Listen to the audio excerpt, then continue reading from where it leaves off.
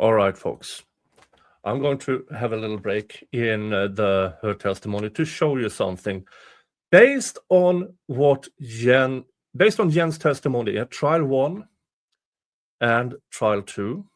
Let me show you. This is 34 Fairview. According to, well, let's see how good I am at this. According to Jen McCabe, that's a really...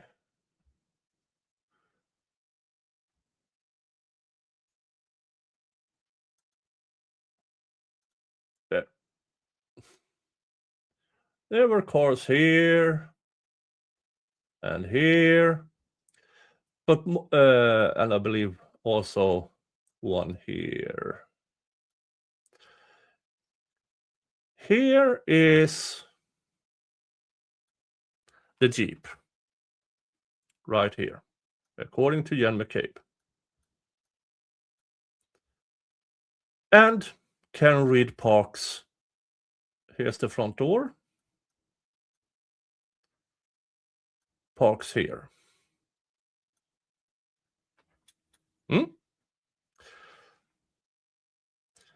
Now, the state's case is that Karen Reed had an argument in the car with John O'Keefe. There's no evidence of that. Drove forward to around here. John O'Keefe, for some odd reason, is roughly around here. According to the state, she backs into John O'Keefe at 24 reverses for 24 miles an hour, hits John, and for another half second, there's no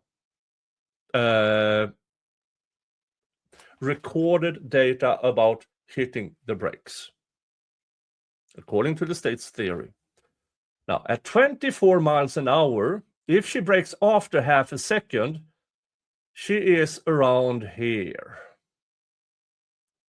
Now, why do I say this angle? Well, because here, roughly here, in this angle, is where the shards are discovered.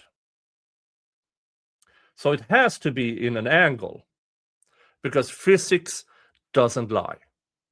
Physics doesn't care about politics and doesn't care at all. So if she hit John, continued for half a second to around here before hitting the brakes, where does she stop, assholes? Well, either she's hitting the Jeep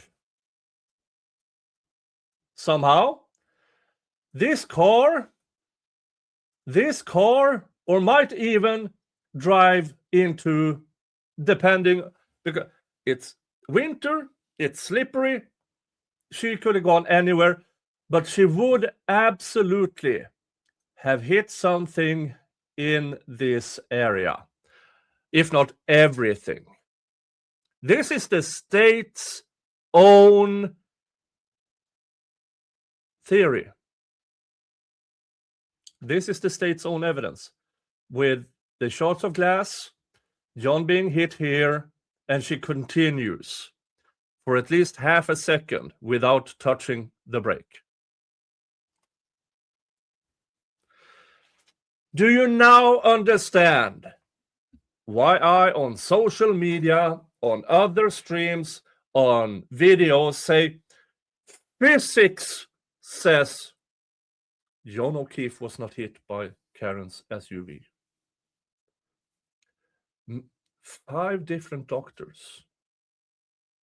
Well, doctor in crash reconstruction. I mean, you have highly skilled people, including the state's own medical examiner, says John O'Keefe was not hit by a car or an SUV. And the damages to Karen's SUV is not from hitting John O'Keefe, because physics says so.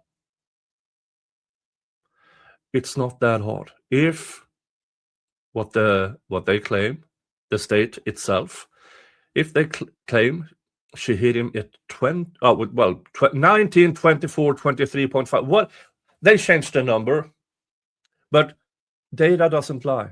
After that 24 mile an hour, 19 mile an hour, she did not touch the brake. She would have hit anything or everything, bumping like within a fucking pinball machine.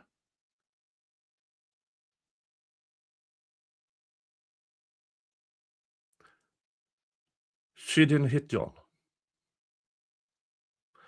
And now, so how did all of these shards of glass or taillight glass end up in this specific angle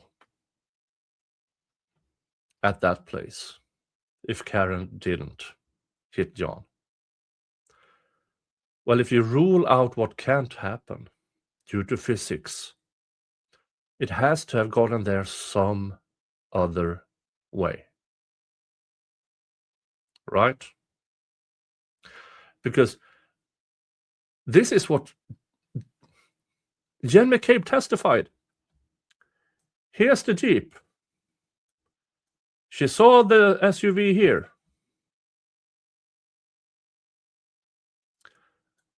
Everybody was parked here. Everybody else.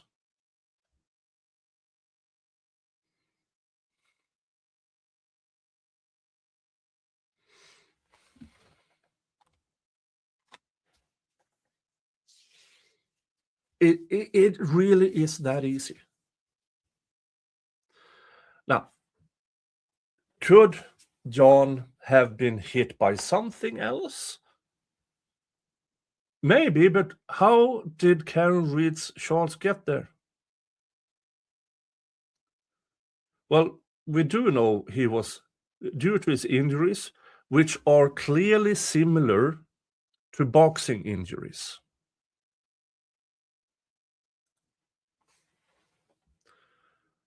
And then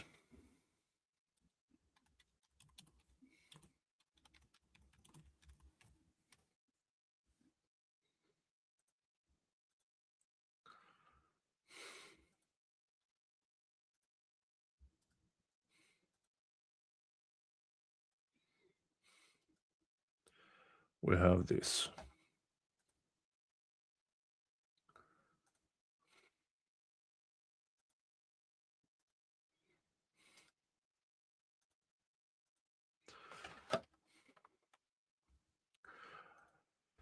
Hold on here. A bit of a trigger warning, because I'm going to show John's arm.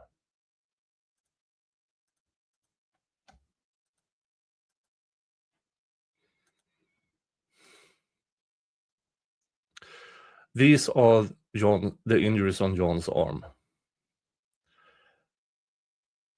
Defense expert and common sense says that are bite marks and scratches from a dog. That this is what the state claims were injuries caused by the taillight. No. Fuck no. Fuck no.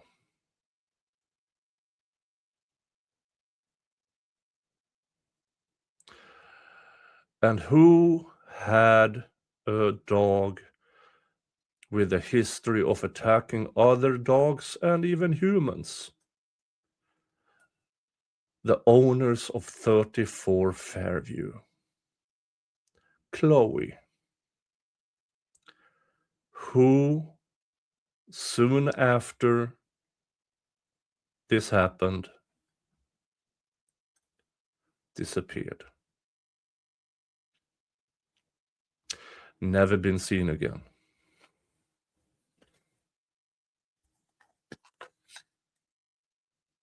Isn't that strange? That a man is found on a lawn with fighting injuries and dog scratches and dog bites.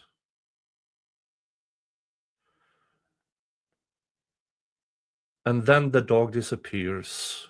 And since the owner of 34 Fairview is a cop, it's investigated by a friend of the family.